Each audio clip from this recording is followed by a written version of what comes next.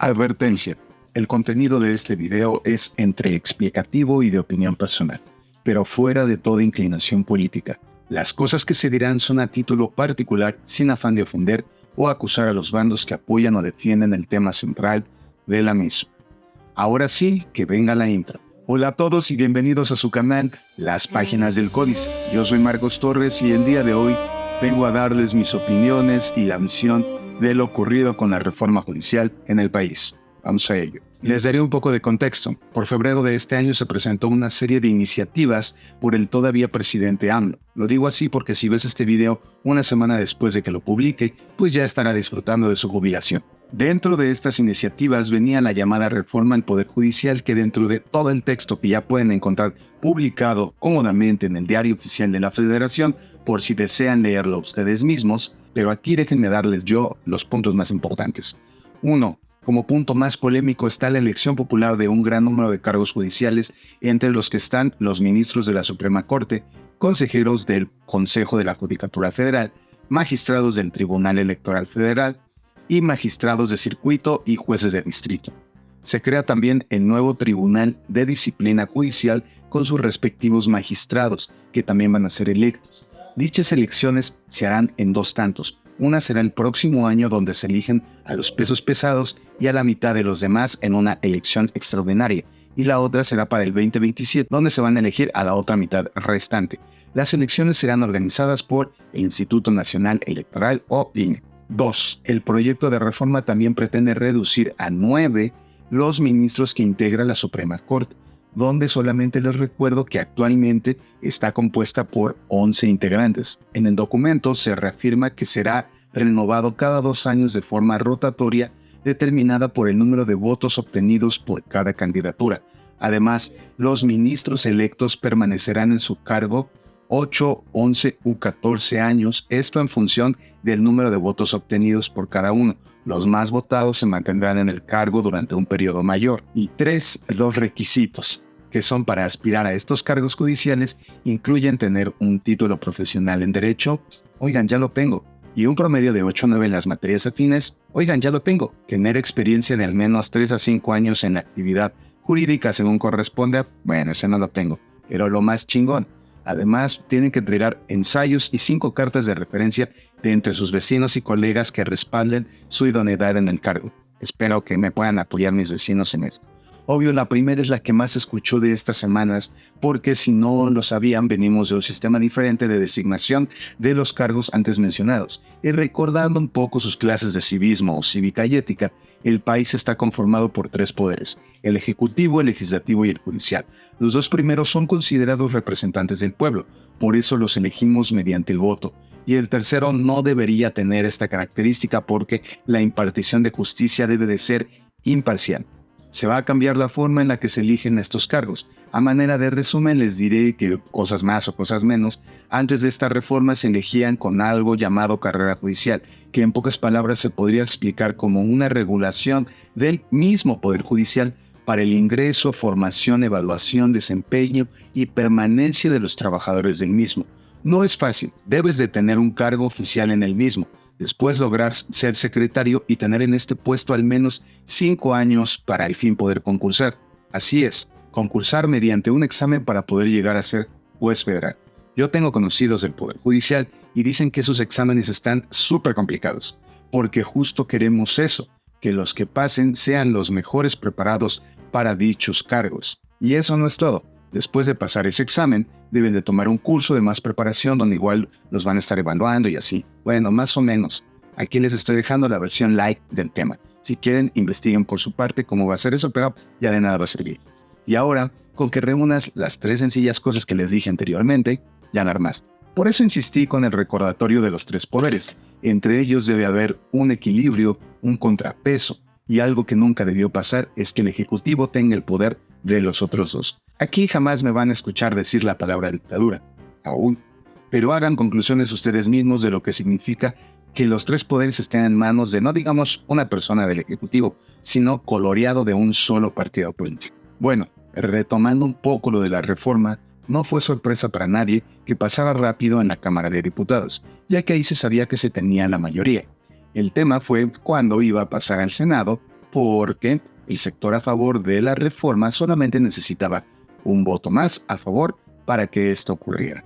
Esos días fueron una constante e interesante lucha de bandos, manifestaciones y opiniones. Y había de todo, tanto radicales como objetivas. Aquí aplaudo el esfuerzo de los mismos trabajadores del Poder Judicial, los académicos, los estudiantes y cualquier persona interesada en el país y con 3 pesos de análisis crítico que sabe que esta reforma simple y sencillamente fue otra maña más del Ejecutivo, apoyado por su mayoría en la Cámara para tener más poder. Así funciona su política, y jamás les pediré que los entiendan, pero por muchos sexenios nunca tuvieron nada, solamente tenían migajas. Es obvio que hace casi 6 años que obtuvieron el poder, iban a hacer lo impensable por querer más y más. E incluso si eso, y déjenme decirlo claro, los desenmascaró como un partido más del montón que llegó a hacer lo mismo y hasta más de las viles artimañas de los partidos de antaño que en su momento atacó. El presidente nunca debería sentirse el dueño del país. Es un servidor público más, pero la oposición tampoco se salva de este regaño, porque estos últimos años también han demostrado que son una opinión vacía, que su único lema es ir en contra del Ejecutivo, y cuando más se les necesitaba, con todo y su discurso de salvar a la patria, nos demostraron que su único interés es seguir cobrando el sueldo de su asiento. Las cosas no se quedan ahí. En el 2025 y todo ese tiempo que falta para dichas elecciones extraordinarias, las instituciones involucradas para que esto no sea el caos que probablemente será, tienen que dejar todo preparado para que dicho proceso electoral sea viable para elegir a nada más y nada menos 9 ministros, 5 magistrados del nuevo Tribunal de Disciplina Judicial, 2 magistrados de la Sala Superior del Tribunal Electoral, 15 magistrados de salas regionales, 820 jueces de distrito y magistrados de circuito, y eso hasta el momento, pero van a ver que después se les va a alocar y lo van a extender a los juzgadores locales. A veces, si elegir un presidente y tu bonche de pocos representantes locales es un caos, imagínate ahora. Para ir cerrando con este video, obvio tendría muchísimos comentarios al respecto, pero el más acertado que en mi cabecita sonaba y sonaba es que es alarmante que el país, hablemos solamente de política, no exista verdaderamente un contrapeso al poder que actualmente tiene el gobierno en curso. A los que verdaderamente nos preocupa la impartición de justicia, sabemos que el problema se debe de atacar desde lo más bajo y básico. Que no dejo de decir que sí, el Poder Judicial efectivamente tiene muchos problemas y deficiencias, pero en vez de obstaculizar ese trabajo, deberían de darles las óptimas herramientas para que esas carencias sean las menos. Ningún político habla del actuar de los policías y del Ministerio Público, que son el primer escalón que tiene que enfrentar una persona común y corriente que busca justicia. Y que los políticos que ahorita se mancharon las manos viendo por sus intereses en la persecución del hueso, no les importa realmente la impartición de justicia, ni mucho menos quién la aplique. Eso ha sido siempre y así será la política del país, sea el partido que sea. Si realmente hubieran querido hacer una reforma judicial en aras de justicia más accesible, ya hay ideologías vanguardistas para ello. Ofrecerles más números de juzgados para aligerar la carga de trabajo que tienen. Destinas más recursos para hacerse e integrar las nuevas tecnologías digitales o de IA, como las ideologías del Justice as a Platform, porque lo que sucedió hace semanas no es una reforma judicial, es otra de las varias venganzas que el Ejecutivo culminó antes de su salida del cargo. Nada en la impartición de justicia va a cambiar, todos los males ahí se van a quedar. Y no les miento, muchos se van a agravar. El nepotismo, la ineptitud y la corrupción estarán cada vez más adentrados en el sistema. Yo pensaba que la importancia del estudio del derecho nos lo quitaría una inteligencia artificial y fueron los mismos políticos quienes lo hicieron, porque ahora para cargos de alta importancia jurídica se verá influenciada por la cercanía que tú tengas al juzgador o la relación que tengas con el partido que lo apadrinó. Manipular los derechos de las personas con excusa de que es voluntad del pueblo sabio es una de las más grandes mentiras políticas que nos ha pisado últimamente. Velar por la impartición de justicia y querer el poder absoluto son dos cosas gravemente diferentes, y que un color político busque una de ellas disfrazándola de la otra solamente habla de lo debilitado que está nuestro país cuando la población da manos llenas, miradas ciegas y oídos sordos, sin importar qué tanto nos pueda afectar eso en el futuro. Estas semanas me dolió ver cómo una vez más un senador fue convencido y otros más amenazados, por parte del bloque a favor de la reforma, mismos que la crearon. Y esa es la razón por la que la reforma hoy planteada tampoco sirve para el México actual.